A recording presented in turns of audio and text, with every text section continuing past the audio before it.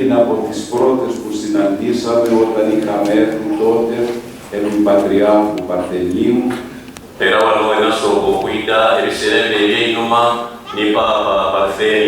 Ο Πατριάρχης Πέτρος ήταν ο Επίτροπος στην Κένια.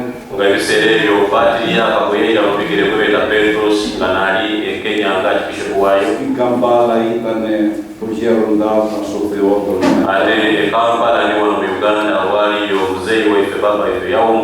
Pray your beatitude for the leaders in all levels, for the good leadership and peaceful leadership beneficial to our people. Pray your beatitude for the poor people striving to make a living and grow and educate their children.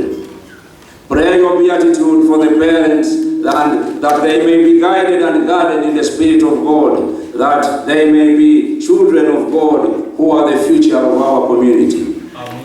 Pray also your beatitude for the students and all the youth who are facing many strange influences from all over the world. Pray that we may remain guided and guarded by the good Spirit of God to stand as godly and responsible people. We abakomenkereza idinda ate akomenkereza nga ife abakulembeze asoboire okutusabira yatutaaku omukono gwe omutuukirivu yatuwa omukisa ogujja okutusobozesa okulembera abannayuganda obulungi.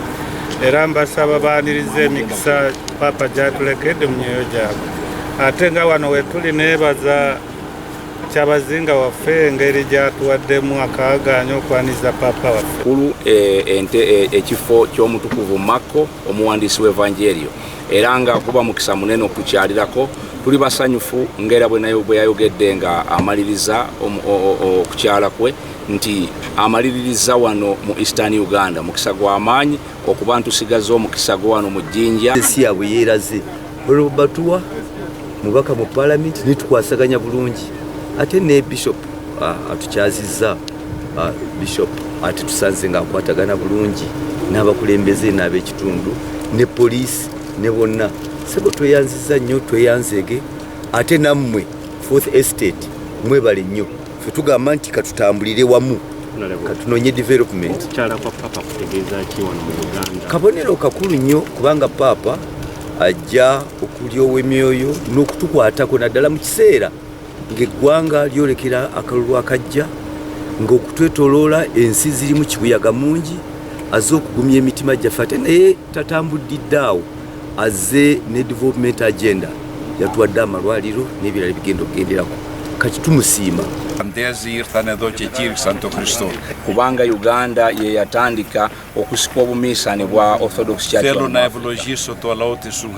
Ayagala okuwa omukisa abantu ba Uganda babeere n'obulamu obulungi n'emitima gyaffe bulijjo gibeerenga eri Mukama Yesu. Mukama omukisa Uganda ne Africa yonna.